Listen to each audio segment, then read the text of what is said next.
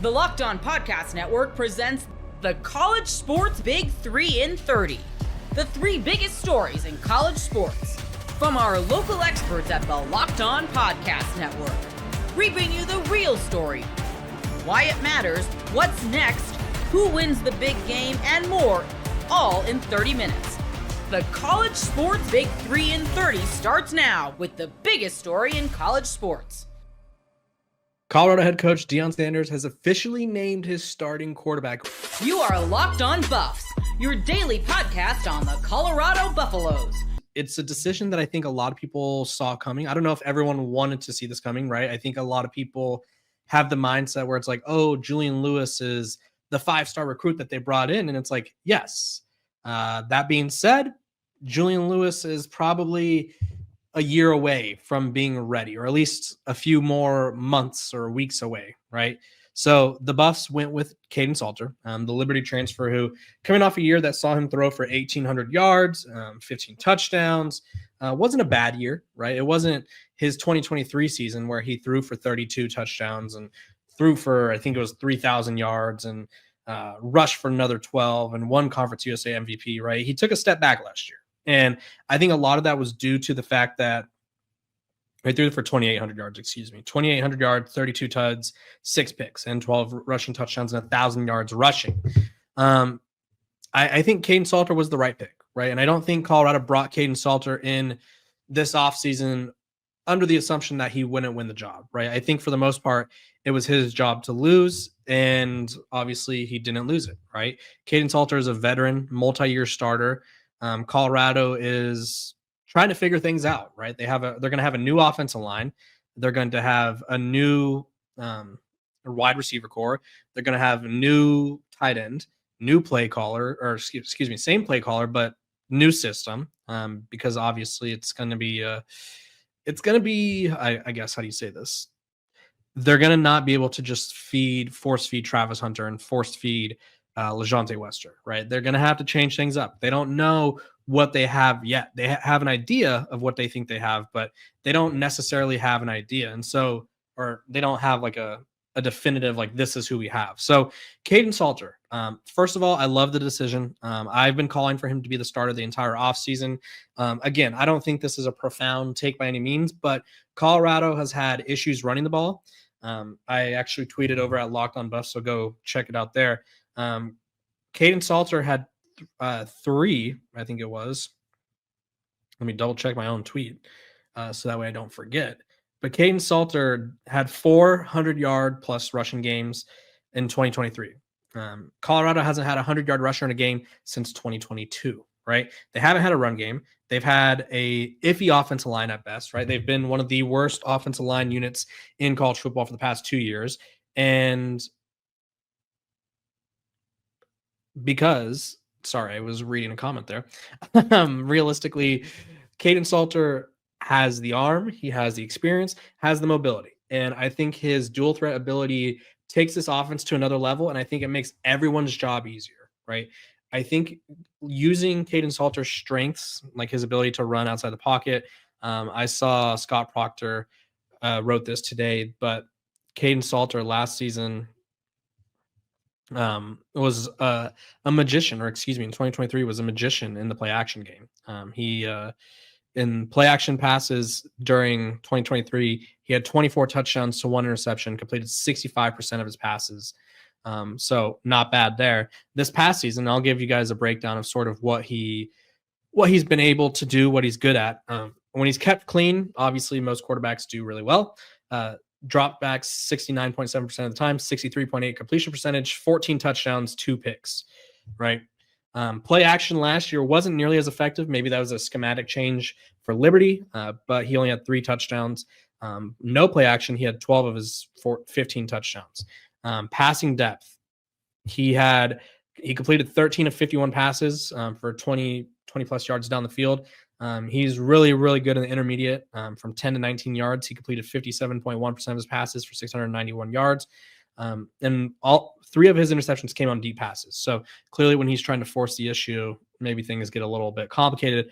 Not shocking. It is worth noting that 3 of his interceptions last season were deep and over the middle of the field. So clearly he's got to keep the ball. He's got to protect the ball, got to keep it in safe hands. So I think Deion Sanders said it perfectly, right? We all knew if you kind of knew that anything about anything, right? He announced that Kaidon Salter was a starter, but he's like, you guys knew that already, right? And I think it was sort of this notion of like, we didn't bring him here. I don't know how much they paid him. We didn't pay him X amount of dollars, or we didn't promise him X amount of whatever for him to not start, right? And I think Julian Lewis knows that, part of his development is learning. And I think we're in an era where people just expect the shiny 5-star to start all the time. And that's not how it works, right? Kaidon Salter has a chance to lead Colorado to a Big 12 championship game. And I think he's going to cover up a lot of flaws like Shedeur did that this offensive unit has. And what those flaws are, we don't know yet. Is it that they don't have a good run game? Is it that this offensive line isn't the right solution, right? We've seen that before, right? We thought last year where they brought in Tyler Johnson, Khalil Benson, Yakiri Walker, and you name it. They brought Justin Mayers, and it was like, okay, this is a good unit. This unit's going to be the difference. And it was like, no, that unit was still bad. So we don't necessarily know what Colorado's weaknesses are. That being said, having Kaidon Salter, it changes everything for this offense, right? You could do quarterback design runs. You could run the RPO stuff. You can also make it certain that they can't really key in on a receiver, because it's like, hey, we have to pay attention to everyone, right? You can't just drop everyone because Kaidon Salter can take off and run. He makes you adapt. He makes you change how you're defending this Colorado defense, because Shedeur Sanders was mobile and he could run a little. That being said, Kaidon Salter is probably at worst the top 5 dual threat quarterback in the country.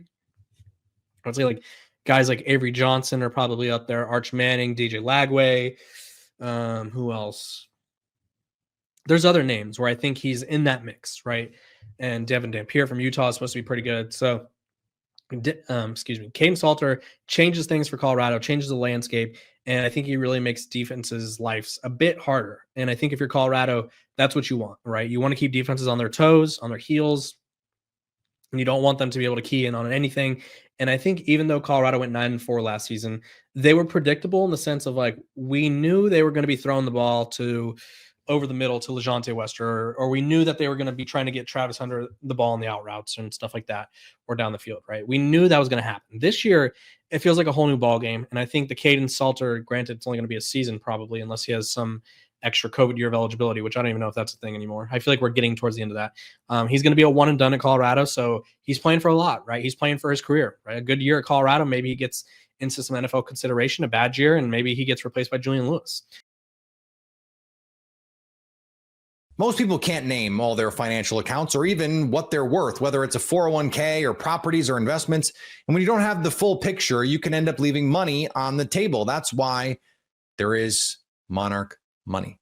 It's an all-in-one personal finance tool that brings your entire financial life together in one clean, easy-to-use interface on your laptop or your phone.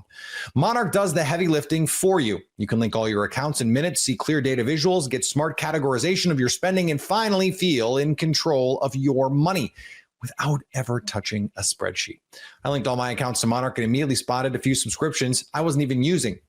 Canceling those all can save you money every month. Don't let financial opportunities slip through the cracks. Use code LOCKEDONNFL at monarchmoney.com in your browser for half off your first year. That's 50% off your first year at monarchmoney.com with code LOCKEDONNFL.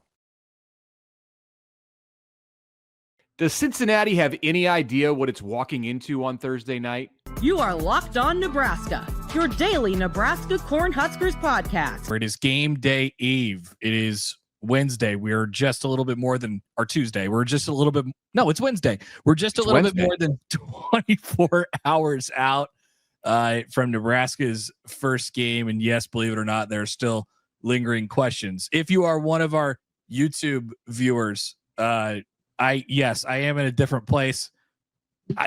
Mitch asked me, "What are you doing? Why are you in a different place?" I can't really. I just got a wild hair and started moving stuff around, and I want to see how this went. I'm getting a little mobile. You know, football season's coming up. Maybe we're doing pods from foreign locations coming up soon. So I wanted to stay nimble before the season starts. I'm in my basement. Sometimes my wife does that, where I just come home and like an entire room is rearranged. It's kind of what's going on here on the show on this. I like Wednesday, moving the couches from now and then, just changing it up, getting a little new feng shui in there. So that's exactly what's going on with this. We have questions, still remaining questions before Nebraska's first game on Thursday night in Kansas City. In fact, we have 5 of them. 5 questions to prepare you best for Nebraska Cincinnati on Thursday night. That's right. So this is it. This is the last go round with questions about the opener. On Thursday, we will have a show for your pregame viewing and listening enjoyment, and we will be making predictions about the 2025 season for Nebraska and this season opener in particular. We'll probably also look at one game in the Big Ten and one game nationally. I wonder what that game. Well, those could be the same games.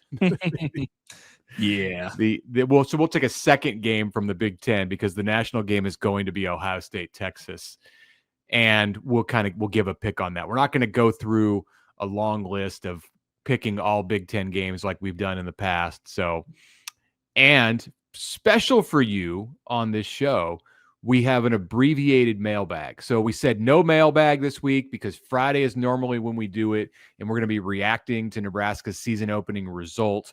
But a few of you still sent in questions, and we just felt like we needed to do something with that. So we've got that coming up in the final segment of this show. But first, 5 questions for Thursday night. Question number 1, as I teased in the cold open, does Cincinnati have any idea, Connor, what it's walking into as far as the Arrowhead environment? I'm not talking about the level of play that Nebraska is going to bring. That's not what I'm saying. I'm talking about the Arrowhead environment and the possibility of 65,000 screaming Nebraska fans in what is reputed to be the loudest NFL stadium in America. It seems, well, I'll let you say what it seems like. Did you see Scott Satterfield's comments from Tuesday? Yeah. My guess would be that he's trying to downplay it a little bit. Trying to tell us guys, come on, we played on the road before. It's not that big of a deal. But he said it's going to be a neutral environment that doesn't favor either team. Yeah, he knows that that's not true. He's well aware. And Cincinnati officials have been well aware who's buying the tickets to this game throughout this period of time. So he knows what it's going to sound like. And so my response to is Cincinnati ready for that? No, because I don't think he can be. Like I just don't think they can be. What impact might it have on the game? I don't know. Other than you walk in and you kind of get a little wide-eyed. But I think that might be the case for both teams. It's special. Yeah. It's unique. It's different. So does it have to work out as a positive for Nebraska? Not necessarily. Oh, you're right. It could backfire. Yeah. I think it's super duper unique. And when you bring 70,000 people to a game 3 hours down the road, there's a little bit of pressure that comes along with that too. So I don't think they're probably prepared for it. Maybe they're staying purposefully, blissfully ignorant. But I also don't know that it makes a huge difference.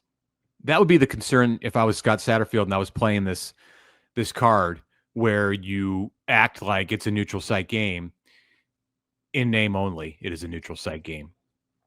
And you have players on your team, because if he's doing the same thing behind closed doors that he's doing publicly, then when his players show up, and if, this is a big if momentum goes in favor of Nebraska at the beginning, that's when it gets really, really jarring for Cincinnati, because all of a sudden it's like a Chiefs game and the noise is reverberating off the metal in the stadium and it sounds like your worst nightmare if you're Cincinnati. It's kind of wild because it's not an enclosed stadium and it's not a 90,000 or 100,000 seat stadium like you see at some places in college football, yet it undeniably is as loud as you're going to find just about anywhere in America. So something about the Arrowhead acoustics could be really, really bad for the Bearcats, especially if they're not prepared for it. If you're going to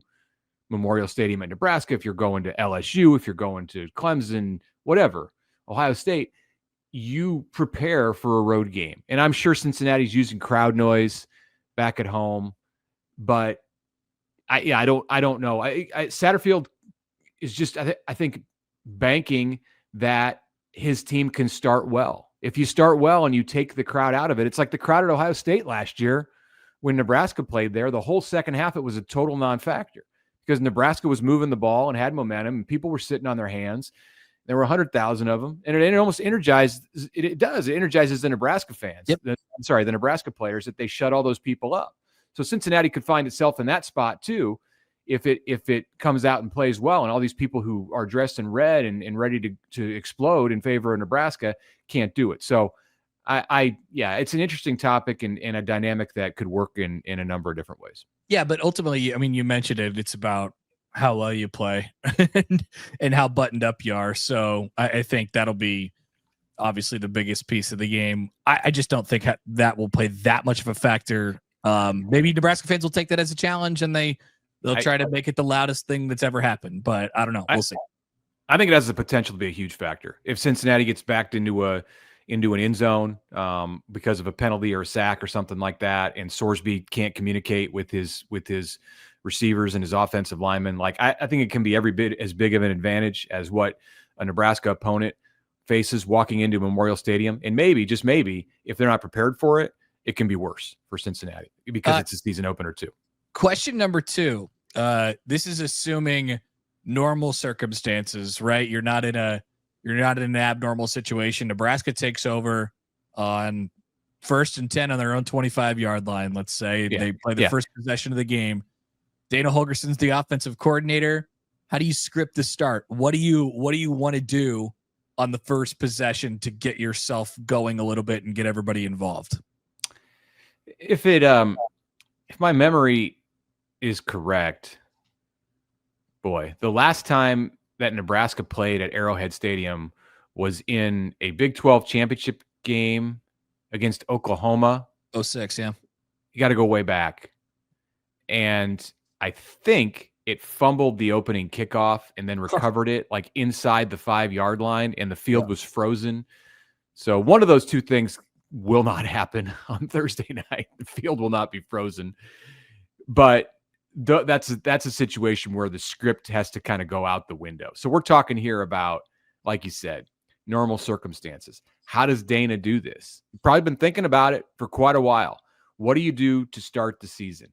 Are you riding Emmett Johnson? You gonna send a message and try to use that big offensive line, that powerful offensive line, and show who's the Big Ten team, the big physical team from the physical league? Or are you going to lean on what is the perceived strength of what is the strength of your quarterback and let him make some smart decisions and throw the ball around a little bit? Yeah. So by the way, checking this out, I don't know what happened on the kickoff, but Nebraska started in that 2006 Big 12 championship game. Gosh, I don't remember this. That's a great call by you. They started the drive in their own 9. And on the first turnover play of the drive, they fumbled. Yeah. First play of the drive, they fumbled. Oklahoma scored less than a minute later and took a 7-0 lead, 50 seconds into the game. So that was not good. Yeah. That was not a good thing. Yeah, there was a mistake on the kickoff return to start at the 9. It was like one of those oh no disaster moments right out of the gate. Yeah. Oh no disaster. Okay, so let's not repeat that one again for Nebraska on Thursday. Yeah, I think Dana's going to do his thing. Like the thing that is awesome about him is that the calling of the plays, the sequential nature in which he does it, it just seems to come really naturally to him. Mm-hmm. I think this is the scripted part of the game. This is where, Satterfield was fine. Pretty good. Right. Yeah. He was fine.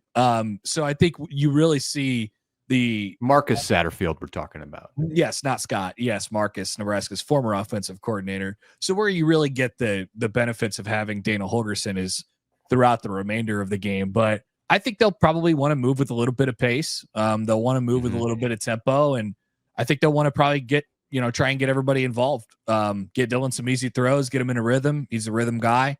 So I think they'll be hopefully a pretty good split and what they do from run pass ratio. And, ideally you could go all the way down the field and score that thing in 10, 11, 12 plays. That would be a dream start for them.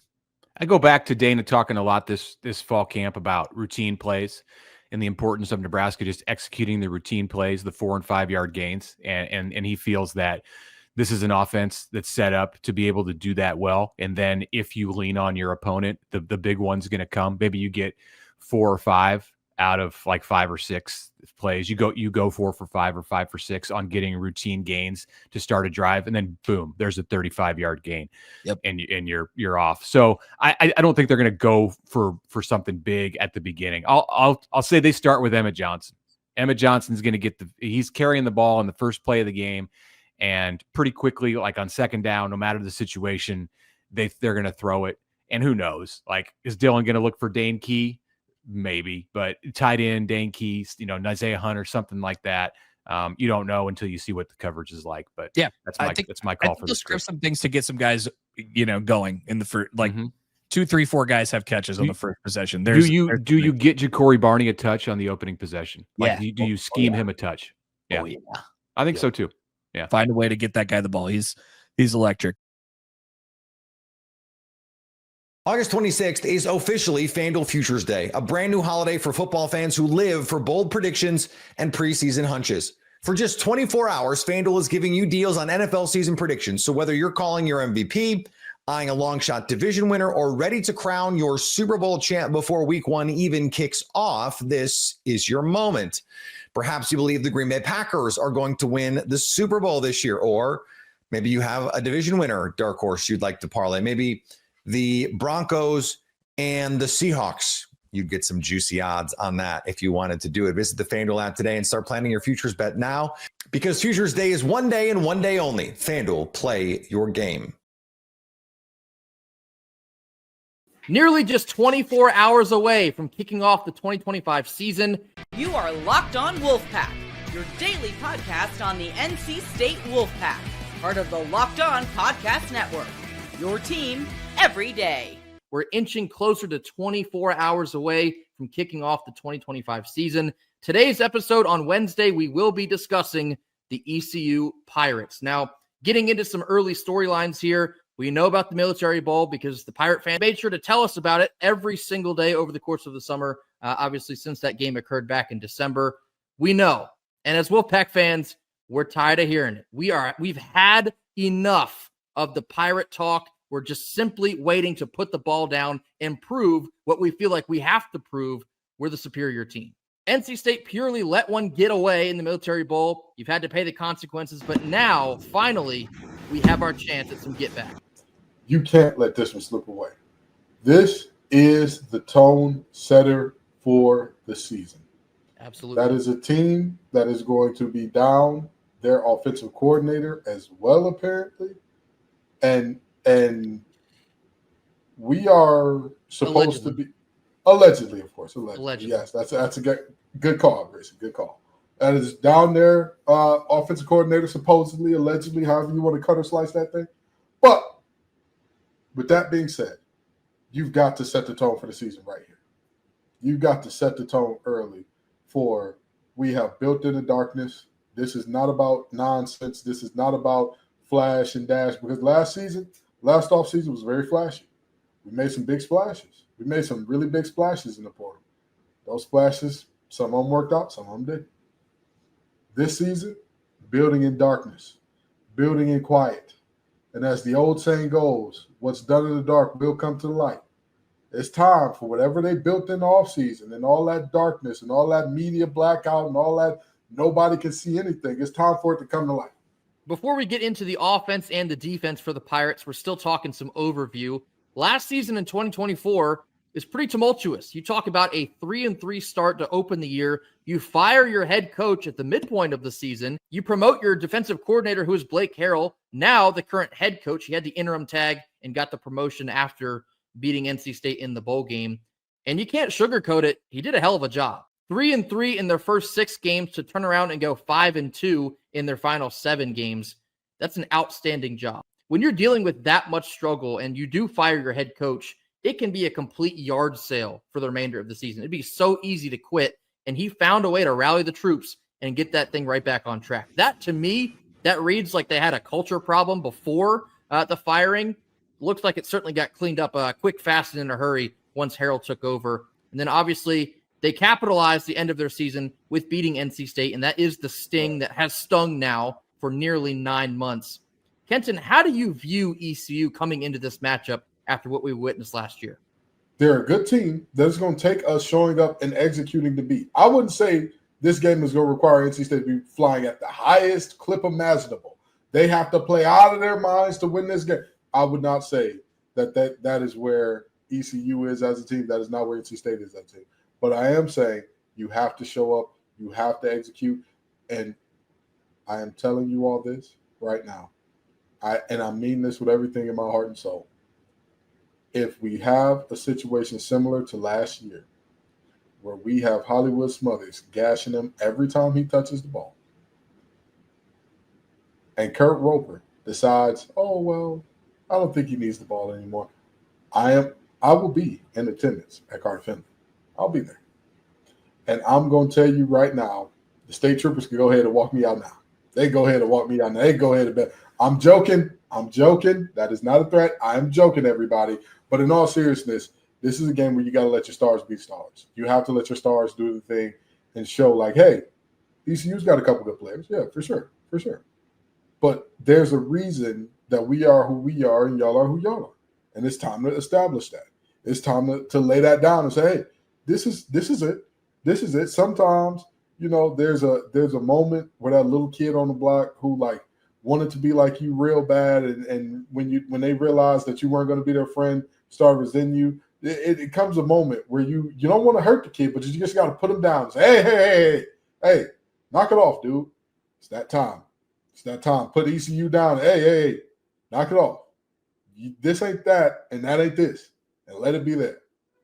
Two things I think you said extremely well. Number one, NC State is not good enough to overlook ECU because they are a scrappy team. They have the ability to beat you on the road, at home, neutral site. If you mess around, you play around, they're going to figure out a way to beat you. And to our knowledge, that's exactly what we witnessed in the Military Bowl. The second point is, so for NC State, your best players, you got to show up. No matter what, you have got to show up. CJ Bailey, you got to play well. Hollywood Smothers, you got to play well. And hopefully you actually play him, in fact, as well. So Justin Jolie, you got to show up. The defense now under defensive coordinator DJ Elliott, hopefully we don't give up 320 whatever yards it was on the ground. Think about that for a second. That was blasphemy. Still is to this day. The defense, at least you hope, can be an improvement over that. And that kind of leads me into some of the comments that we already talked about from Coach Dorn at ACC Kickoff. He said that the Military Bowl was the most embarrassing moment of his entire coaching career. I want to see an NC State team that plays like that on Thursday night.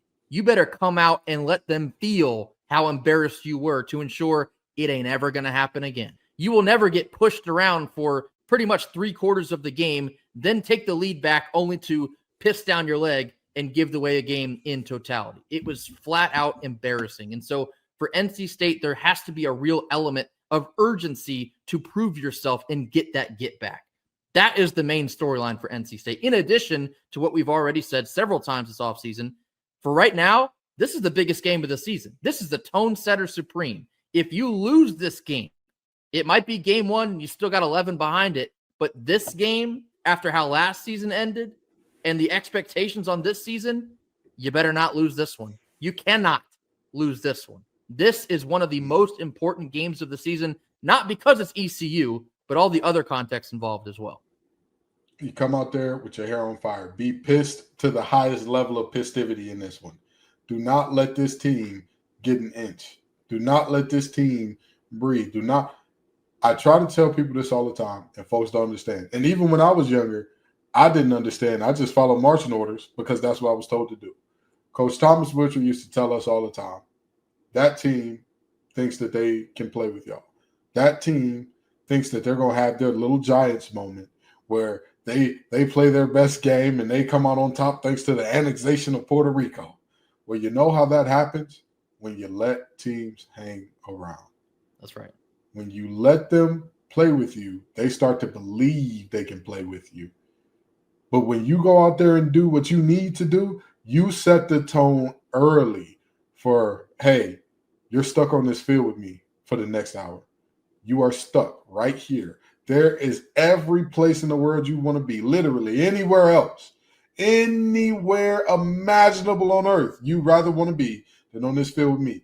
Unfortunately for you, you have the grave responsibility, the chore, if you will, of dealing with me until the ref blows that final whistle. That's the mentality that this team needs to have. It doesn't need to be, it's just another game, it's business, da-da-da. Sure, you can go with the it's just another game model if you look at every game as if it's life or death, as if everything depends on this, as if this is the difference between feeding your family or not. Because, like I've said before, we are not good enough to say, oh, we're going to really try for Clemson, but not this game. Heaven forbid. So come on out, do what you got to do. Leave no doubt from the opening kickoff. Leave no doubt on who's who and what's what. It's about setting the tone, not just for the season, but in this game in particular, extremely early on. Let them know from the opening kick what type of time it is. Burn the boats, as we told you yesterday. That is the mantra for this opening game.